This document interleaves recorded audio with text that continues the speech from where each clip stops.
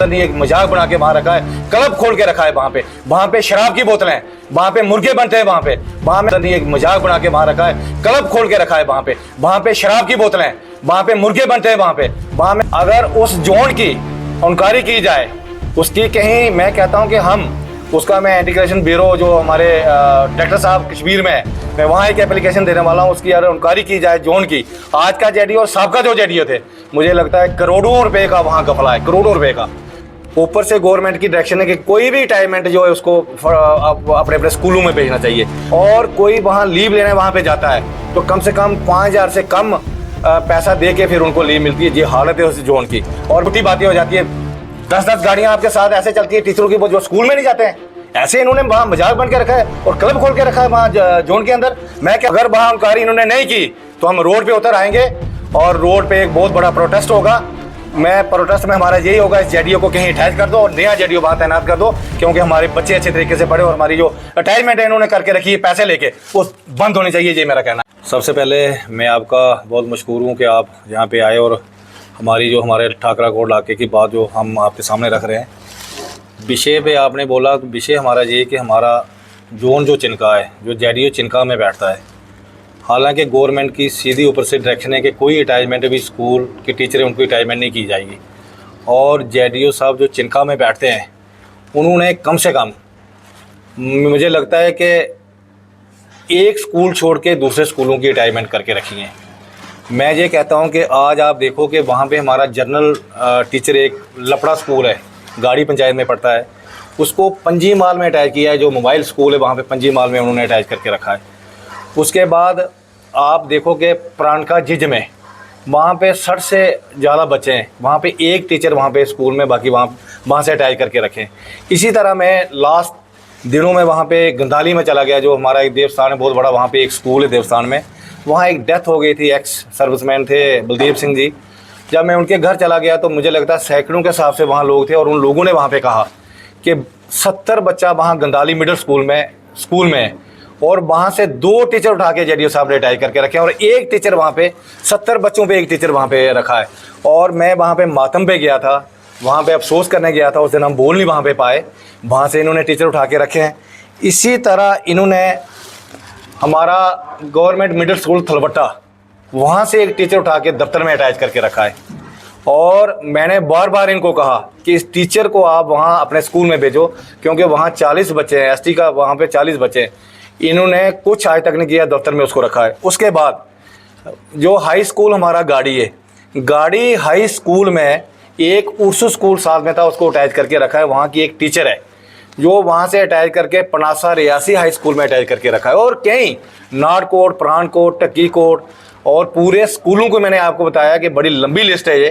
पूरे जेडीओ साहब ने सारे टीचर अटैच करके रखे हैं, और ऊपर से गवर्नमेंट की डायरेक्शन है कि कोई भी रिटायरमेंट जो है उसको अपने अपने स्कूलों में भेजना चाहिए। और ये कहते हैं नहीं जी हमारे पास दफ्तर में काम करने के लिए कोई नहीं है।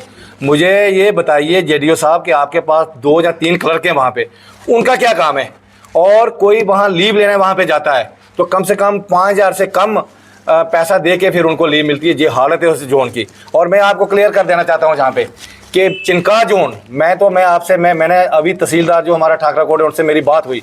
मैंने उनसे जो मैं प्रॉपर चैनल चलने के लिए मैंने उनको कहा कि मैं एक एप्लीकेशन ऑनलाइन कर रहा हूँ कि 1 हफ्ते के अंदर वहाँ हम एक जेडीओ दफ्तर के पास एक जुलूस निकाला, प्रोटेस्ट कर रहे हैं, लोग आ रहे हैं, कम से कम हम 1500 लोग करेंगे, और वहाँ लोग बताएंगे कि इस जेडीओ ने क्या क्या करके वहाँ पे रखा है, दफ्तर में क्या क्या करके रखा है। और मैं आपको एक बात और कहना चाहता हूँ, अगर उस जोन की इंक्वायरी की जाए, उसकी कहीं मैं कहता हूँ कि हम उसका मैं एंटी करप्शन ब्यूरो जो हमारे डायरेक्टर साहब कश्मीर में है, मैं वहाँ एक एप्लीकेशन देने वाला हूँ, उसकी अगर इंक्वायरी की जाए जोन की।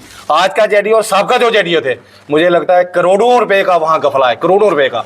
मेरी गवर्नर साहब से और मेरी डायरेक्टर साहब अगर आपका चैनल ये देखेंगे तो मेरी उनसे गुजारिश है कि इस जेडीओ को कहीं और अच्छी जगह ले जाएं। वहाँ आपका अगर जेडीओ आपके पास नहीं है, आप प्रिंसिपल परासा अच्छा है, जेडीओ नास अच्छा है, आपके प्रिंसिपल सलाल में, इसको वहाँ से फौरी तौर पे वहाँ से इसको शिफ्ट किया जाए। नहीं तो मैं कहता हूँ पूरा इलाका जो देखिए, आपकी बुनियाद क्या है, आपका प्लेंथ क्या है, हमारा एजुकेशन में धांधली है, और एजुकेशन में अटैचमेंट है, और एजुकेशन के अंदर पैसा इतना चले तो मुझे लगता है हमारे जो बच्चे हैं, हमारा समाज, हमारी आने वाली जनरेशन कैसे आगे बढ़ेगी और कैसे पढ़ेगी, ये मेरा आपसे कहना है।